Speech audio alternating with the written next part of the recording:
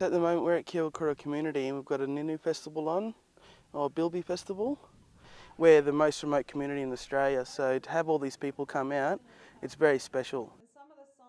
We've had Indigenous ranger groups come from all over the place who also got a big passion for protecting Ninu and working on country.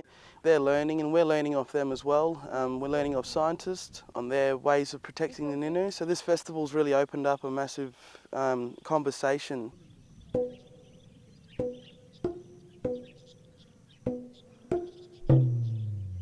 Once upon a time, bilbies occurred across 70% of Australia, and now unfortunately we think it's only about 15%. So they've really retreated to a bit of Northern Territory, a bit of WA and a tiny bit in Queensland.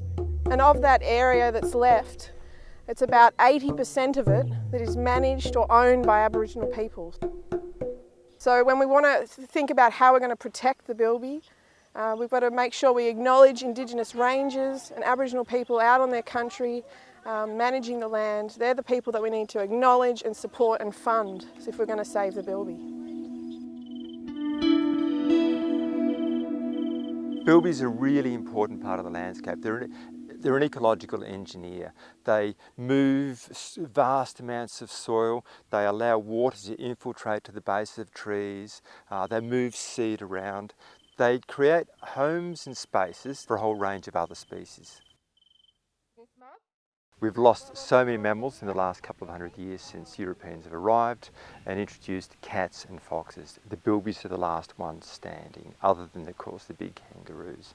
So we care deeply about them. We care about the bilbies, we care about all of our wildlife. The bilbies have helped us create stories and song and context, and we lose them and we lose so much cultural impetus.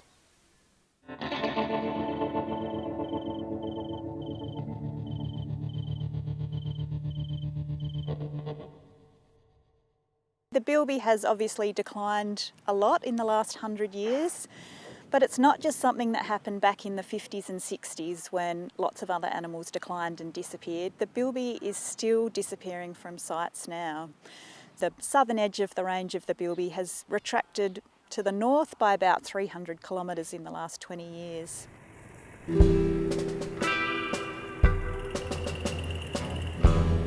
We know that bilbies are doing better on Aboriginal land than anywhere else, and often around communities where people are still hunting and burning is where bilbies are surviving the best, but they are still disappearing from Aboriginal land as well. So if we keep just doing what we're doing, even if we keep just monitoring, the bilby is eventually going to go extinct. So we need to change what we're doing, we need to ramp things up, and Aboriginal people out on country are in the best position to do that, but sometimes, because it's a really big area and there's not a lot of people out there, they need a few other tools and new technologies to help them as well. Most of our work is based out on the country, doing a lot of monitoring and ferals monitoring, weed monitoring, native plants, native animals and stuff. Coming to this Bilby Festival here at Kiwirrikura, it's a great opportunity for us to be able to put our bilbies on the map for other desert ranger groups. The festival's been really important for a number of reasons. We had a huge summit on the Gold Coast last year with 29 different stakeholders represented, where an Indigenous festival or something of this like was considered a really major priority for bilby recovery. We've been solely focused on trying to raise awareness and much needed funds to save the bilby for almost 20 years. We need a lot more help, and we need help in the areas of land management and taking this country back to where it will support healthy populations of not just bilby but a whole range of our threatened species. Thank you. This festival has been a big opportunity for me as a young ranger. Came in and get involved with the older people and learning about the other stories and traditional way, and learn more about bilbies from the other people and take it back to Barnwood and show what we learned so far. The last line of defence at the moment are Indigenous land managers and ranger groups. it can't be done without the support of the Australian people. People need to know they're not on their own and that they can actually make a difference. But that means having the rest of the country getting our back, you know. We're out here, there's small populations of people that are out here every day going out burning country, going out monitoring bilby sites, going out hunting feral cats. If we're talking about jobs, well, this is one of the most, you know, a very important job in the country to actually make sure that we don't lose what makes Australia special.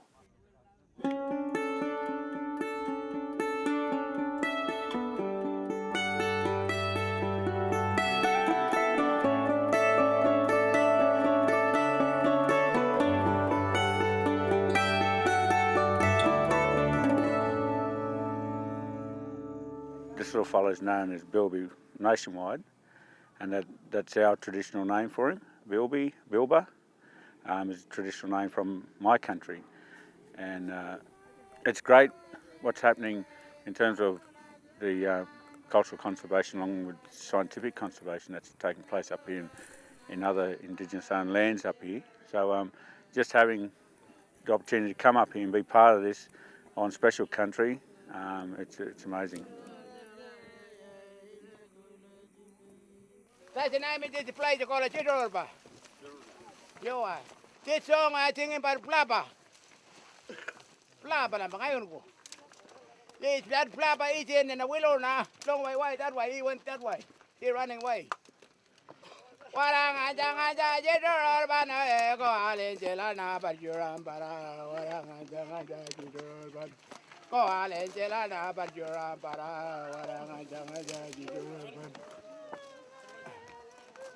I attack all the people to the Chitrol. Ninu Chokorba. Everybody must well know that he got about Ninu Chokorba. What you call English? Ninu. Bilby. Ninu Bilby. Bilby. He has been wiping and cowing in that rock to Chitrol.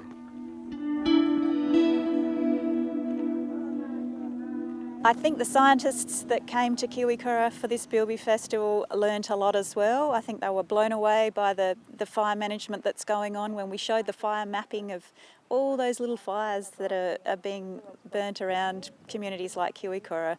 So they can take that information away and put it into their plans for bilbies as well. Like, this is what works for bilbies, and they can work out how to extend that out over larger areas. So we think the fire is a really important story for Ninu, so it's bringing up the food plants, but also stopping the big fires. So where you've got fires and then spinifex, the bilby, there's a couple of different ages here. This is freshly burnt. Within a few months, hopefully, we'll have that Itakati seed coming up. Over here, this was burnt a couple of years ago. You get other plants after the Itakati, so bush tomatoes and skeevala, and then they've still got the thick spinifex to run into when a cat or a fox comes along. When people were sort of walking around the country, looking after the country to promote their own foods, they were also making food for bilbies. So yeah, it's probably the animal that had the most in common with people as far as what it ate. Maybe that's why it's still around today. The IPA program in Kiwirrikura helps us with employing young Indigenous rangers. It helps with the old ladies who are coming out and teaching younger women, the older men who are going out. So not only we're helping to protect the environment, but also it's creating employment within remote places that really need it. Every couple of weeks we have Kate and Rachel come out and they run the IPA program, and we go out and we look at Ninu's burrows and we help look after their population, see where they're going, and they're very important to us because they're a good indicator on, you know, if they're doing good, so is the environment. The damage has been done over the last, 200 years in this country, but now it's time for people to actually get up off the couch and actually demand that these species doesn't disappear off the face of the earth.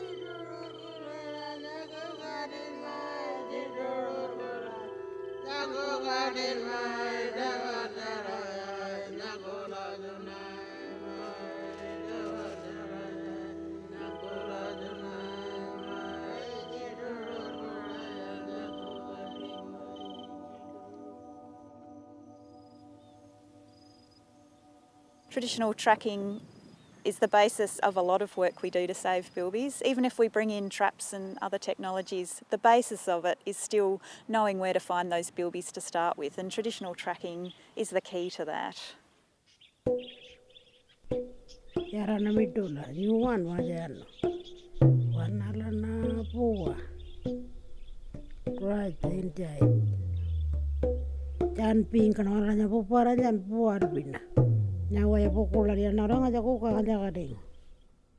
The yellow crosses, that's where those cats have been killed. And the red triangles, that's where Ninu are now. So you can see we've been killing a lot of cats near where the Ninu are, and also anywhere that people happen to be in hunting. These are our two #1 cat hunters. We've got a bit of a competition going as to who's got the most. Noli is winning. She's on about 17, 18. John T's on about 10. It's always a team effort, so sometimes John T's quite generous. He lets someone else actually finish the job. But #1 winner right here. You one eat parole one eat. Yeah.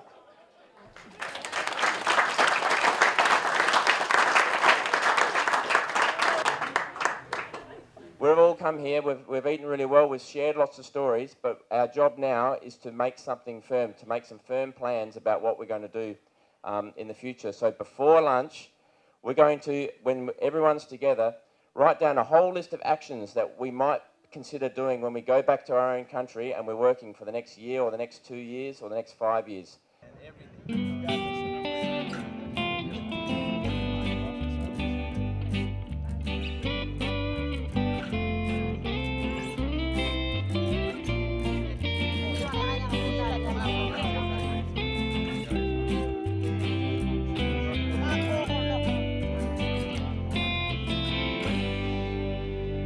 We talked about rewilding our own mob. It was evident from the final planning session that we had that people were really excited and inspired to go home and ramp things up on what they're doing for bilbies. A lot of people are doing monitoring, they're doing burning, they're doing feral animal control. We don't need to resort to fences to save the bilby. We've got so much capacity out there. We've got 20 ranger groups. We've got, you know, hundreds of people out there ready and willing and able to do things to save the bilby. So they just need the funding to do it.